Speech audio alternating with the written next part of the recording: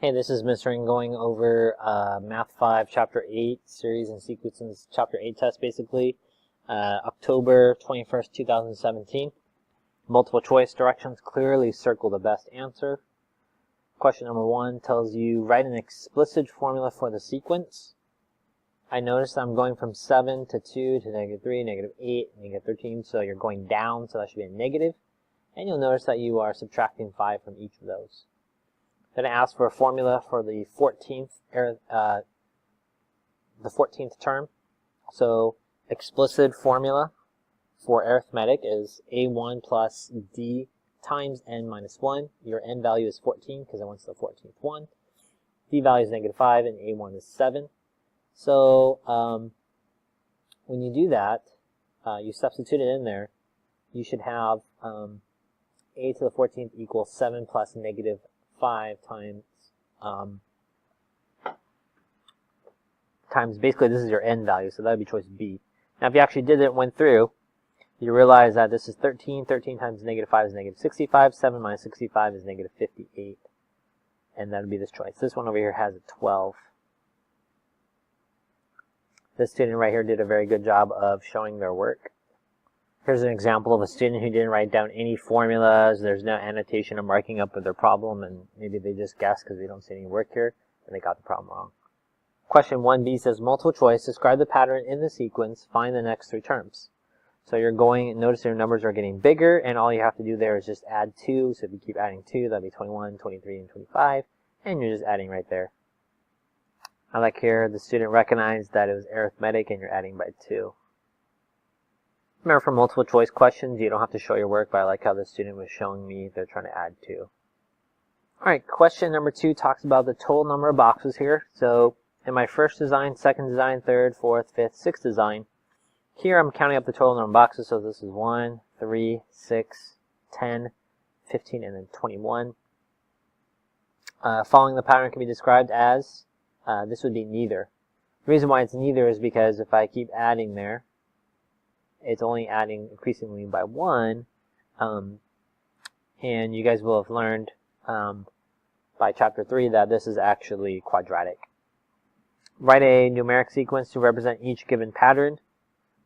So the answer is not 15, 21, 28. It's 1, 3, 6, 10, 15, 21. This is the answer because you're just asking to count it up. And if you got 3 of these correct, I gave you guys over here. Can't show it to you. Nope, can't show it to you. I wrote in the scoring rubric that you got 1 point if 3 of these were correct. Question number 2C says, circle 1, the pattern is infinite, meaning you can keep drawing out this pattern. The numbers keep going on. 2D, calculate the sum of the first 6 terms. So all you have to do there is add up these numbers in red, and when you do, you get 56. I give you 4 points for just adding them all up. Here's an example of me giving this student some partial credit. I noticed they knew what to add up. 1, 2, 3, 4, 5, 6. But they added 2 more, and I kind of stopped there, didn't know what they were looking for, so I gave them partial credit. Okay, this student here knew correctly that it was neither, but they still try to use a geometric explicit formula to find a specific term. It would be wrong anyways, because when you need the sum of the first 6 terms, you're adding up 6 numbers, not finding the 6th one. Here's an example of a student getting the problem correct. They added up the first 6. Good, they wrote summation notation and got 56.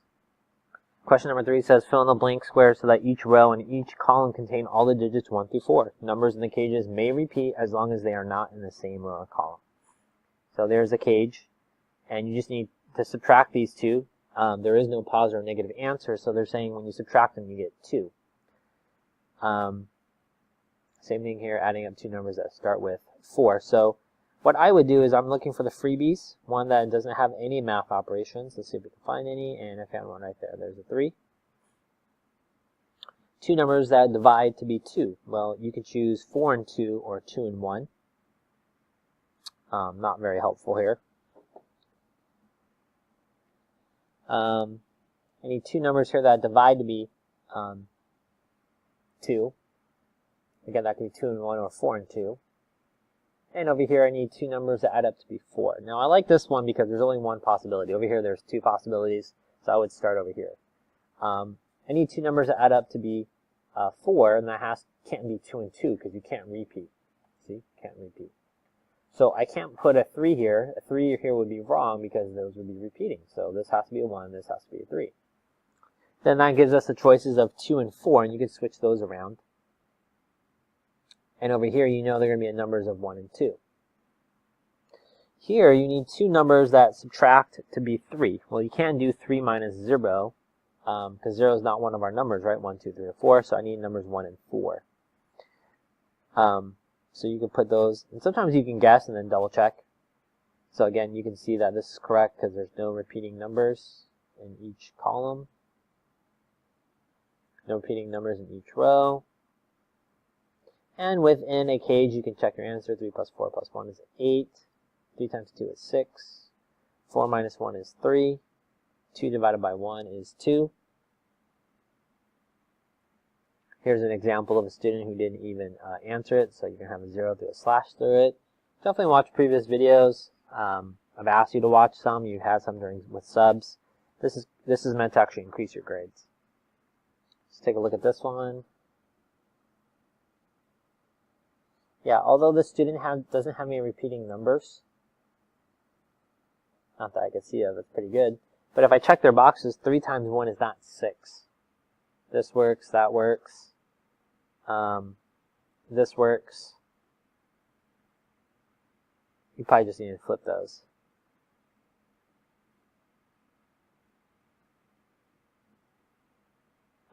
So you only get 1 point for trying on there. Alright, so the backside there was out of 21 points. Let's take a look at the backside now. Question number 4 says, if you were given these numbers, -2, 4, -8, 16, -32, you realize that all you're doing there is multiplying by -2. So because you're multiplying, you have geometric, you have a common ratio, and it is -2. Question number 5, you were given these numbers to cross off, and I gave you these numbers on the board. And you realize that it's arithmetic. It's arithmetic because you have a common difference of -8. If you wrote 8, I gave you +1. Question 5C says the sum of the sequence for the first 15 terms to the left is blank. Now, if you got -52, I'll give you 3 points. The reason why is you're trying to show that the 15th term is -52, but this is saying the sum, add them all up. So once you do find the 15th term, -52, you use a1 plus d times n minus 1. Your first term right here is 60. Your d value is -8. N value is 15.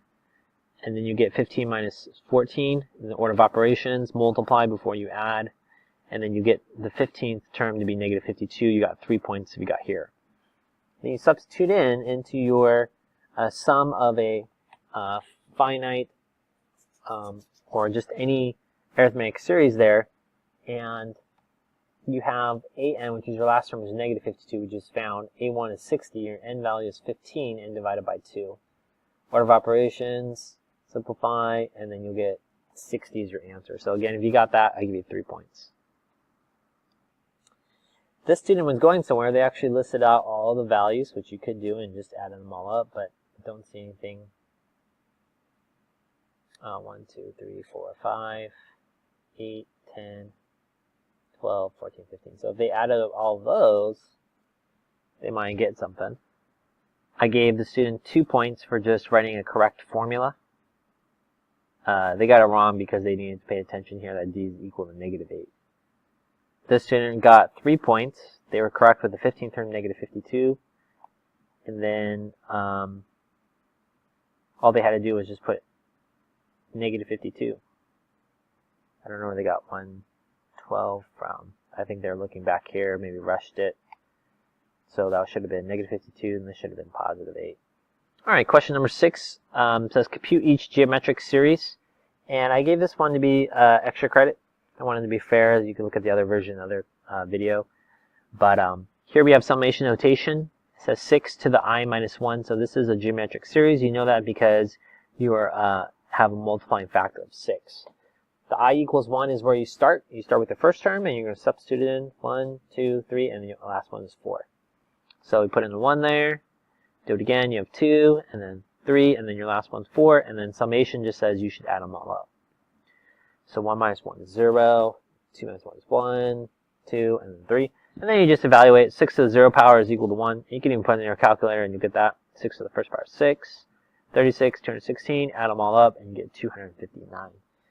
You could have also just used a geometric sum given the first value. So the first value is 1, and your ratio is 6. You have 4 terms. So 6 to the 4th power minus 1. 6 to the 4th power is 1296, minus 1 is 1295, divided by 5 you get 259. So 2 points extra credit if you got that correct answer. Here's an example. A student had the correct formula, but here it's r to the n power minus 1. So they wrote that. You see the difference between that. It should have been an exponent, a really small number up here. Here they just multiplied. All right, Rhonda is considering 2 different physical therapy positions. Range of Motion offers an initial salary of $50,000 per year with an increase of $1,500 per year. So I wrote the first value is 50,000, A1 for arithmetic, and the difference is just $1,500, D, common difference. So I said this situation is both because range of motion, arithmetic, because common difference is 1,500, and mobility inc is that it's geometric because although you start with 42,000, you're a guaranteed increase. Increasing here 4%, we talked about in class, is 1.04, 104%. So that's why it's geometric. So the answer is both. If you got 1 point, just tell me if it's arithmetic, or 1 point for geometric. If you got both of them, then you got 2 points. All right, this question down here, determine which company pays more over a 30-year career. So you have to think about this. Over a 30-year career means you're going to work for a company for 30 years. So I hope to be teaching for at least 30 years. What does that mean? That means I have year 1, year 2, year 3, and you're adding up all my years for a total salary. Okay? A lot of students miss this problem because they just thought they're asking determine how much the company pays in the 30th year. That's not what I asked. I asked for over a 30-year career means the sum. Show all your work and explain the reasoning. So for range of motion, to find to use this formula, the sum of an arithmetic, you have to have the last term. Well, to get the last term, I have to put in 30. So 50,000 plus the difference is 1,500. N is 30. Minus 1, you get 29. 29 times 1,500 is 43,500, and you add those two, and you get, in their 30th year, they're going to get paid $93,500. Well, you take that value as your 30th year, and you take your first year, 50,000, add those two together, multiply by 30, and divide it by 2, and this person is going to make $2,152,500 over a 30-year career. Now, if you did the second part, how much would the mobility inc make? Well, I have a sum of a geometric, so the first term is 42,000. Your ratio there is 1.04 to the 30th power, and then whatever you get, you subtract that from 1, multiply by 42,000, and then you do divide by 0.04 because you subtract those two. And then over 30 years, at Mobility Inc., you'll be making $2,355,567.39. So, who makes more? That would be range of motion. The extra credit on this would be 1 point apiece if you wrote something with the words fun, safe, and legal. I hope this was helpful for you.